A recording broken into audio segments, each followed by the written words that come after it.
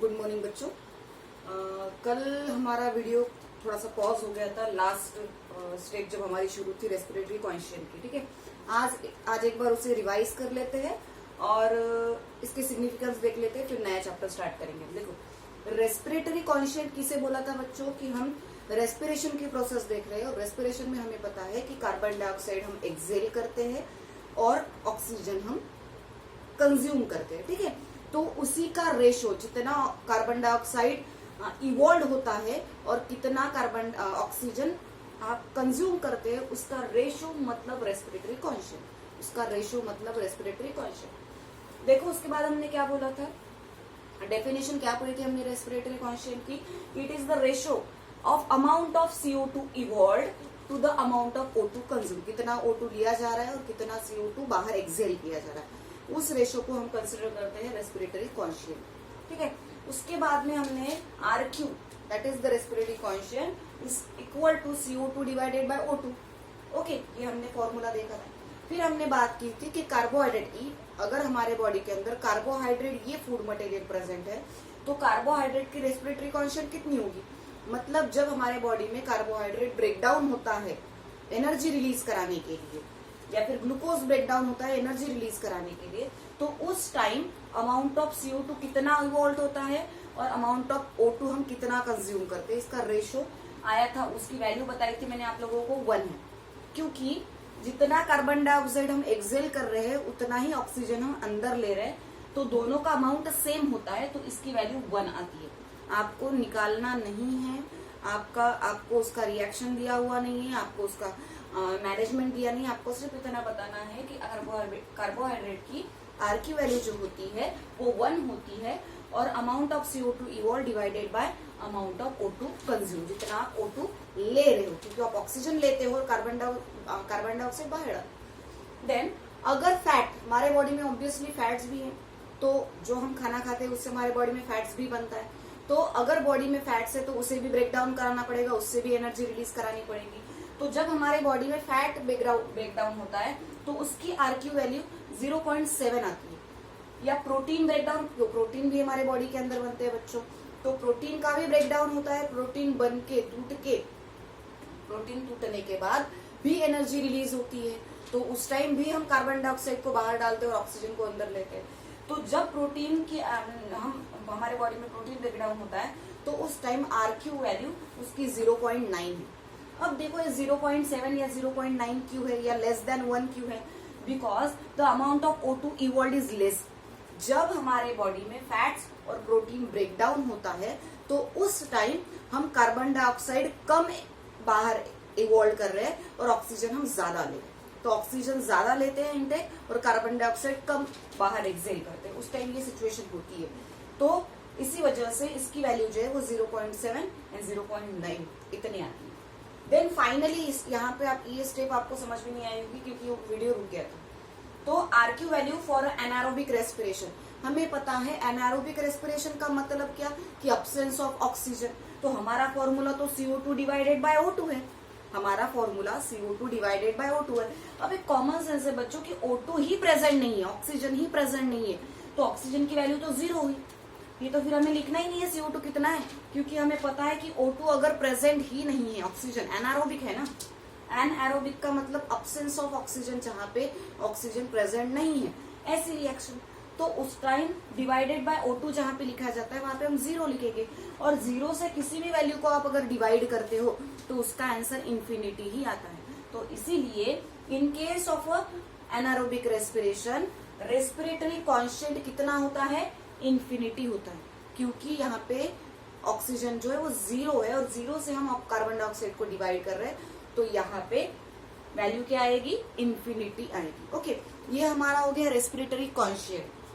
अब देखो इस चैप्टर का final portion, that is the significance of respiration. अब रेस्पिरेशन हमने पढ़ लिया, ग्लाइकोलिसिस हमने पढ़ ली, हमने क्रेब्स साइकिल पढ़ ली, हमने इलेक्ट्रॉन ट्रांसपोर्ट सिस्टम पढ़ लिया, हमने एसिटिलेशन भी पढ़ लिया। तो ये सारा कराने का काम क्या, फायदा क्या है, किस चीज के लिए हम ये सब हम करा रहे, तो उसके कुछ फायदे भी हो गए। तो रेस्पिरेशन के सिग्निफिकेंस देखने हमें, significance of respiration. Okay, respiration के सिग्निफिकेंस देखने में क्या फायदा होता है रेस्पिरेशन का। तो सबसे पहला सिग्निफिकेंस आपको दिया गया है, it is useful for the biosynthesis of cellular material, for synthesis of biosynthesis of cellular material.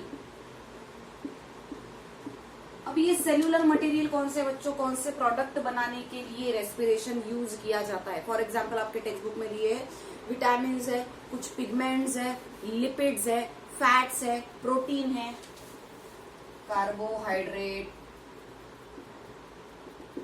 Fats, protein, lipids, okay, ये सारे, और इसके अलावा भी पिगमेंट्स भी दिए हुए हैं, विटामिन दिए हुए हैं, विटामिन्स, पिगमेंट्स, ओके, एक्सेट्रा।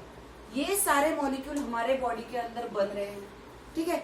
तो इन मॉलिक्यूल को बनाने के लिए भी रेस्पिरेशन की प्रोसेस काम आती है, ओके। और इन ही मॉलिक्यूल को हमारे बॉडी में तोड़ा भी जाता है, क्योंकि हमारे बॉडी में कार्बोहाइड्रेट बन रहे हैं, हमारे बॉडी में फैट्स होते हैं, हमारे बॉडी में लिपिड होते हैं, हमारे बॉडी में विटामिन होते हैं। तो इन्हें ब्रेक डाउन किया जाता है with the help of respiration. Respiration क्या करता है, इन बायोमॉलिक्यूल्स का यूज करके एनर्जी रिलीज करता है। ये टूटेंगे हमारे बॉडी में रेस्पिरेशन के थ्रू और एनर्जी रिलीज होगी। Along with that second significance आपको क्या दिया गया है, it is responsible, it is also source for cell division, source for cell division. ये सेल डिवीजन कराता है, रिप्लेसमेंट कराता है, replacement of worn cell bodies, cell bodies. आपके बॉडी में जो ओल्ड सेल बॉडीज होती है, जो खराब हो चुकी है, उन सेल बॉडीज को बॉडी के बाहर निकालने का काम भी ये करता है। देन रिपेयर कराने का काम कराएगा, ये रिपेयर कराएगा। उसके बाद में ये ग्रोथ कराता है, ग्रोथ के लिए भी एनर्जी प्रोवाइड करता है, ठीक है। ग्रोथ के लिए एनर्जी प्रोवाइड कर रहा है। ये लोकोमोशन के लिए हेल्प करता है, लोकोमोशन एंड मूवमेंट के लिए हेल्प करता है। अब देखो ये कैसे हेल्प कर रहा है। हमने सिग्निफिकेंस बात कर रहे हैं, हम सिग्निफिकेंस का मतलब सेल डिवीजन करानी है, सेल के अंदर सेल को डिवाइड कराना है। सेल डिवीजन होता है तभी तो हमारे बॉडी में नए नए सेल्स बनते हैं। अगर एक ही सेल जायगोट, जब हमारा जन्म होता है तो हम जायगोट होते हैं, यूनिसेलुलर होते हैं। अगर बच्चों सेल डिवीजन ही ना हो तो हमारी इतनी बड़ी लंबी बॉडी कैसे बनेगी। सेल डिवाइड होके तो बॉडी बनती है, मतलब सेल डिवीजन होता है तभी तो बॉडी बन रही है। तो सेल डिवीजन कराने के लिए एनर्जी चाहिए। मैंने आपको हर बार बोलती हूँ मैं कि कोई भी आपकी बॉडी में एक्टिविटी होती है तो हर एक एक्टिविटी के लिए एनर्जी की जरूरत होती है और हर सेल को एनर्जी की जरूरत है। तो सेल डिवीजन कराने के लिए भी एनर्जी चाहिए, रिप्लेसमेंट बॉडी से ओल्ड जो सेल है उन्हें बाहर निकालने के लिए एनर्जी चाहिए, बॉडी को रिपेयर कराने के लिए भी एनर्जी चाहिए। अगर हमें कोई इंजरी कॉज होगी, अगर हमारे स्किन में कट लग गया तो वो रिपेयर हो जाता है ना अपने आप, तो वो रिपेयर कराने के लिए भी एनर्जी चाहिए। हमारे बॉडी की ग्रोथ हो रही है, जब हम छोटे थे तो हम छोटे से बच्चे थे, उसके बाद में हम इतने लंबे चौड़े इंसान हो गए, तो हमारे बॉडी में ग्रोथ हुई। तो ग्रोथ कराने के लिए भी एनर्जी की रिक्वायरमेंट है, सोर्सेस प्रोवाइड किए जाते हैं। लोकोमोशन, एक जगह से मैं दूसरे जगह पे चल रही हूँ। लोकोमोशन मतलब क्या, कि मैं जगह बदल रही हूँ, तो एक जगह से दूसरे जगह पे जाने के लिए भी मुझे एनर्जी लगेगी। मूवमेंट कराने के लिए हमारे बॉडी के अंदर साइटोप्लाज्म होता है, वो मूव होते रहते हैं। हमारे बॉडी के अंदर ब्लड है, वो मूव रहे कि एक जगह पे ऐसे सॉलिडिफाइड फॉर्म में खड़ा है क्या, नहीं, वो भी हमारे बॉडी में ब्लड भी मूव हो रहा है। हमारे बॉडी में वाटर है, बहुत सारे फ्लूइड्स है, ये सारे मूव होते हैं और उनको मूव करने के लिए भी एनर्जी की रिक्वायरमेंट होती है। तो वो भी हेल्प किया जाता है with the help of respiration. ये भी कौन कराएगा, रेस्पिरेशन कराएगा। अब आप लोगों को पता है कि हमने रेस्पिरेशन में क्रेब्स साइकिल पढ़ी। क्रेब्स साइकिल में कुछ इंटरमीडिएट प्रोडक्ट बनते हैं। In Krebs cycle formation of some intermediate product,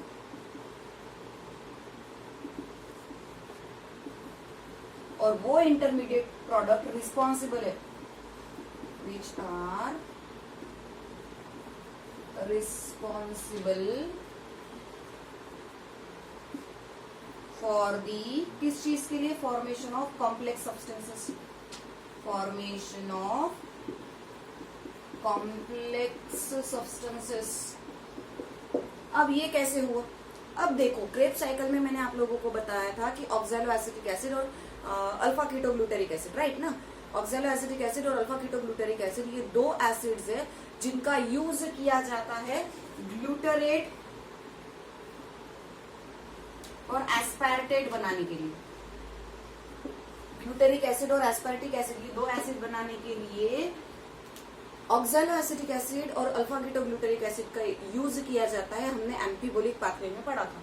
तो ये कॉम्प्लेक्स मॉलिक्यूल है और इन कॉम्प्लेक्स मॉलिक्यूल को बनाने के लिए इंटरमीडिएट क्रेब्स साइकिल के जो इंटरमीडिएट प्रोडक्ट है वो उन्होंने हेल्प किए। मतलब अल्फा कीटोग्लूटेरेट और ऑक्सैलो एसिटिक एसिड के इंटरमीडिएट प्रोडक्ट है ना बच्चों क्रेब्स साइकिल के, तो उन क्रेब्स साइकिल के इंटरमीडिएट प्रोडक्ट ने हेल्प की है ग्लूटरेट और एस्पार्टेट एसिड को बनाने के लिए। दोनों भी एसिड है और एक कॉम्प्लेक्स मॉलिक्यूल है, तो इन्हें बनाने के लिए क्रेब्स साइकिल के मॉलिक्यूल्स ने हेल्प की। मतलब इसका क्या कि ये भी क्या करा रहे हैं, हेल्प कर रहे हैं। रेस्पिरेशन के थ्रू कॉम्प्लेक्स मॉलिक्यूल बनने के लिए भी हेल्प की जा रही है। ओके, अब देखो next,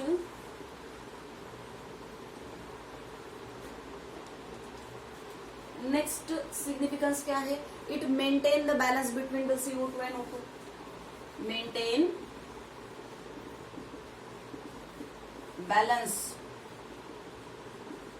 between CO2 and O2। जब रेस्पिरेशन की प्रोसेस होती है बच्चों तो कार्बन डाइऑक्साइड एक्सेल बाहर डाला जाता है और हम ऑक्सीजन लेते हैं।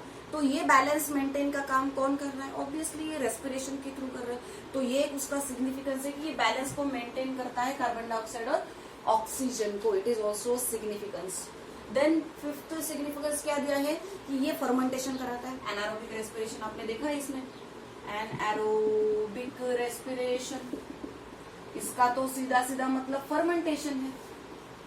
ठीक है, हमने पढ़ा था एनारोबिक रेस्पिरेशन में कि ग्लाइकोलिसिस होता है और ग्लाइकोलिसिस के आगे कोई प्रोसेस नहीं होती क्योंकि यहाँ पे ऑक्सीजन प्रेजेंट नहीं है, तो यहाँ पे फर्मेंटेशन होगा। इस एनारोबिक रेस्पिरेशन में हमने देखा था लैक्टिक एसिड बनता है, एसिटाल्डिहाइड बनता है और इथेनॉल बनता है, इसे हमने अल्कोहल बोला था। तो ये सारे फर्मेंटिंग प्रोडक्ट है, फर्मेंटेशन किए गए हुए प्रोडक्ट है। तो इन प्रोडक्ट का यूज करके अलग अलग इंडस्ट्रीज में यूज किया जाता है। फॉर एग्जांपल डेयरी इंडस्ट्रीज है, लेदर इंडस्ट्रीज है, उसके बाद में डिस्टिलरीज है, उसके बाद में बेकरीज है। हर एक जगह पे आपको एनारोबिक रेस्पिरेशन फर्मेंटेशन का यूज किया जाएगा। डेयरी प्रोडक्ट बनाने के लिए, वाटर को डिस्टिल कराने के लिए, उसके बाद में बेकरीज में लेदर प्रोडक्शन के लिए यहाँ पे फर्मेंटेशन होता है। अलॉन्ग विद दैट फर्मेंटेशन किस चीज के लिए यूज किया जाता है? Again formation of organic acid. ये ऑर्गेनिक एसिड बनाने के लिए भी काम आता है, ये एंटीबायोटिक बनाने के लिए भी काम आता है, ये विटामिन बनाने के लिए भी क्या काम आता है, ये अल्कोहल भी बनाता है। ओके, तो ये सारे सिग्निफिकेंस है। फॉर एनारोबिक रेस्पिरेशन से ये सारे बाय प्रोडक्ट बनाए जाते हैं।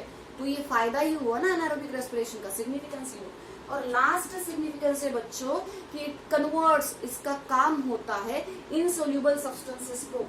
It help